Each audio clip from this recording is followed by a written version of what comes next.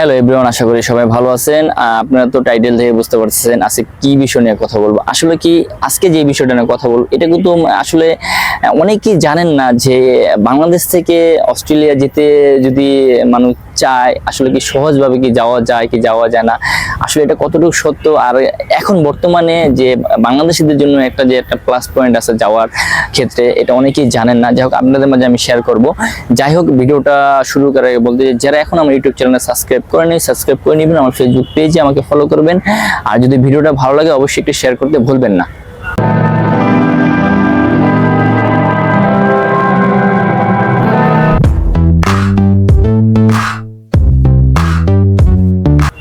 আসলে কি বাংলাদেশ থেকে অসংখ্য লোক অস্ট্রেলিয়া যাওয়ার জন্য পাগল, কিন্তু দেখা যাচ্ছে ভালো কোনো মাধ্যম পাচ্ছেন না। কাদের মাধ্যমে যাবেন?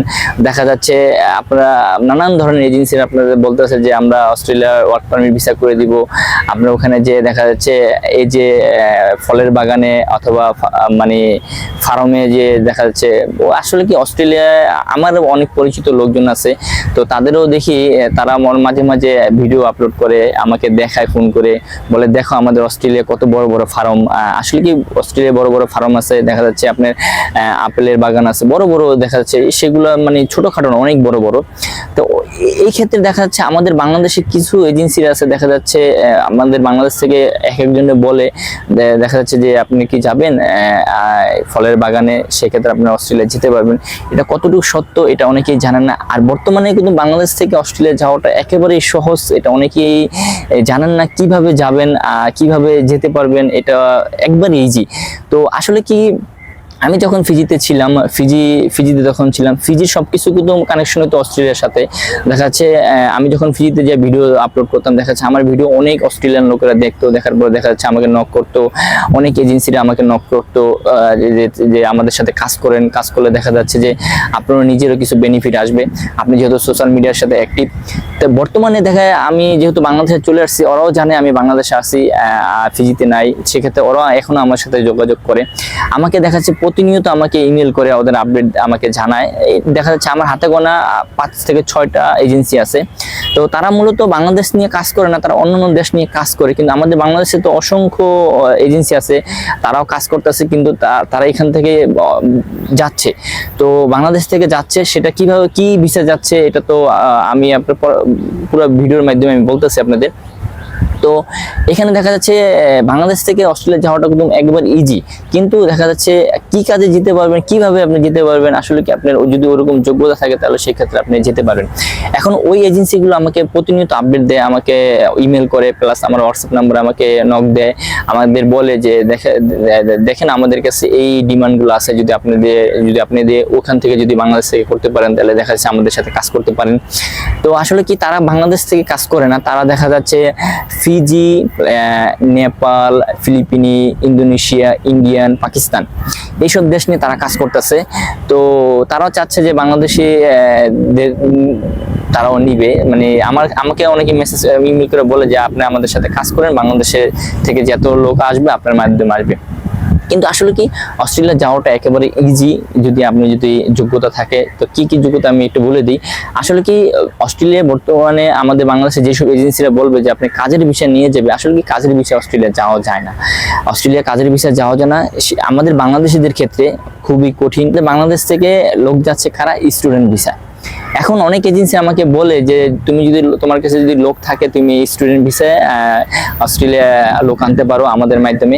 যেই এজেন্সিগুলো বলে, আসলে কি এজেন্সিগুলো প্রত্যেকটা এজেন্সির অফিস হচ্ছে আপনার অস্ট্রেলিয়া সিডনি প্লাস হচ্ছে আপনার মেলবোর্নে বেশিরভাগ ওদের অফিস। কিন্তু ওরা আমাকে বলে যে তুমি যদি কাজ করো আমাদের সাথে করতে পারো, তুমি বাংলাদেশ থেকে লোক আমাদের দিতে পারো।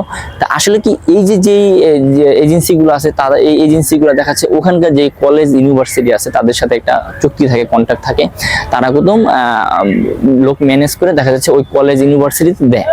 এখন আমাদের বাংলাদেশ থেকে যে দেখা যাচ্ছে যারা ইন্টার করার জন্য, দেখা যাচ্ছে ইন্টারের পর অনার্স করার জন্য, অনার্সের পর মাস্টার্স করার জন্য এখন বর্তমানে বাংলাদেশ থেকে যাওয়াটা একেবারে ইজি অস্ট্রেলিয়া। আপনি যদি আইএলটিএস করে যদি আপনার 6 পয়েন্ট যদি আপনি নিতে পারেন, দেখা যাচ্ছে সেই ক্ষেত্রে আপনি অনার্সে স্টুডেন্ট ভিসা নিয়ে আপনি অস্ট্রেলিয়া যেতে পারবেন।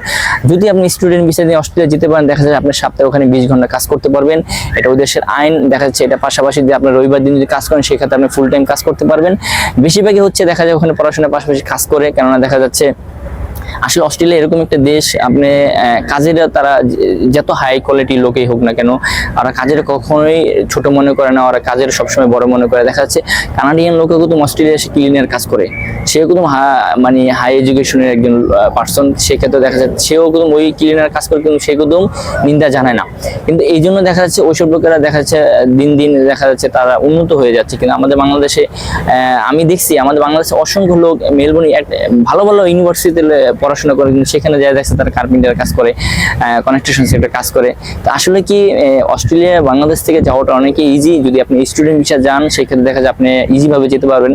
আর কাজের ক্ষেত্রে দেখা যাচ্ছে আমাদের বাংলাদেশের লোক খুবই কম যাচ্ছে। হ্যাঁ, যদি আপনার ওখানে পরিচিত যদি লোক থাকে সেক্ষেত্রে দেখা যাচ্ছে আপনি যদি কয়েকটা দেশ ভিজিট করা থাকে সেক্ষেত্রে দেখা যায় আপনি টুরিস্টে যেতে পারবেন। কিন্তু টুরিস্টে যেতে গেলে তো দেখা যাচ্ছে আপনি বেশি দিন থাকতে পারবেন না, আবার আপনাকে ব্যাক করতে হবে। যদি আপনি ব্যাক যদি না করেন সেক্ষেত্রে দেখা যাচ্ছে যে আপনাকে নিচে যে রেফারেন্স আপনি ওখানে গেছেন সে কিন্তু ইমিগ্রেশনের কাছে তার একটা ফাইন দিতে হবে। দেন দেখা যাচ্ছে পরবর্তী সে যদি অন্য কেউ যদি সে নিতে চায় সেক্ষেত্রে সে নিতে পারবে না, তার ইমিগ্রেশন থেকে ব্লক করে দিবে। এটা হয়তো অনেকেই জানেন না, যারা ওখানে আছেন অস্ট্রেলিয়া তারা হয়তো এটা জানেন।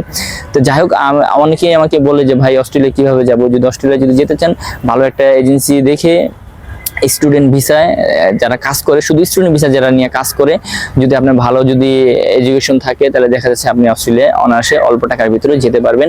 আসলে কি স্টুডেন্ট ভিসায় গেলে বেশি টাকা লাগে না, কিন্তু আমাদের বাংলাদেশ থেকে দেখা যাচ্ছে অনেকে একটু বেশি নেয়, ব্যাংক ব্যালেন্স একটু বেশি দেখাতে হয়। আমিও ওদেরকে জিজ্ঞেস করছি যে দেখ আমাদের বাংলাদেশ থেকে যদি একজন লোক যায় সেক্ষেত্রে প্রসেসিংটা কিরকম খরচ আসবে। তো ওরা আমাকে বলছে দেখেন টাকা তো বেশি খরচ আসবে না, যদি আপনি এক এক ইউনিভার্সিটি এক এক কলেজ অনুযায়ী এটা ফি নির্ধারিত করে, সেই অনুযায়ী খরচ। কিন্তু বাংলাদেশে পাসপোর্ট হোল্ডারদের জন্য সর্বনিম্ন দেখা যাচ্ছে আপনি 20 লাখ টাকা ব্যাংক স্টেটমেন্ট দেখাতে হয়।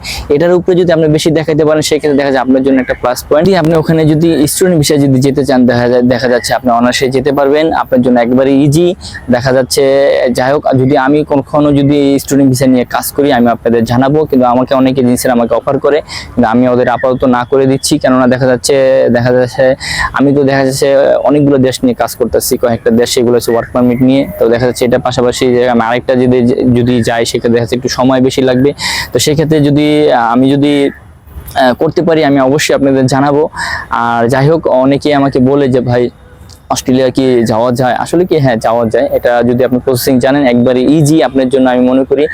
দেখেন আমি কুতুম চাইলে আমি এখনো যদি আমি করতে পারি অনেকজনের কাজ, কিন্তু দেখা যায় আমি করবো না। কেন দেখা যাচ্ছে যে আপাতত করতেছি না, আপাতত অন্যান্য দেশ নিয়ে করতেছি, সেগুলোই করব। পরবর্তী নেক্সট টাইমে দেখা যাচ্ছে যে আমি যদি ওরকম ভাবে সেটেল ভাবে যদি আমি সবকিছু ম্যানেজ করতে পারি তাহলে আমি অবশ্যই করব।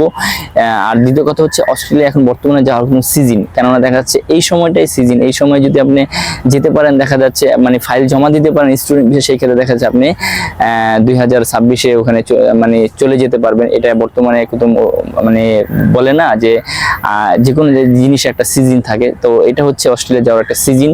তো আসলে কি ফিজিয়ান যারা আছে তারা কিন্তু অস্ট্রেলিয়া নিউজিল্যান্ড এখন যাচ্ছে, কিন্তু বেশিরভাগ ওরা অস্ট্রেলিয়া থেকে নিউজিল্যান্ড যাচ্ছে। কারণ নিউজিল্যান্ডে এখন বর্তমানে হচ্ছে আপনার মানে সিজনাল যে 6 মাসের ভিসাগুলো দিয়ে ওরা লোক নিচ্ছে। তো সেক্ষেত্রে ফিজিয়ান তারা যাচ্ছে 6 মাস কাজ করে আবার চলে আসতেছে, আবার কিছু কিছু লোক দেখা যাচ্ছে ওখানে সেটেল হয়ে যাচ্ছে।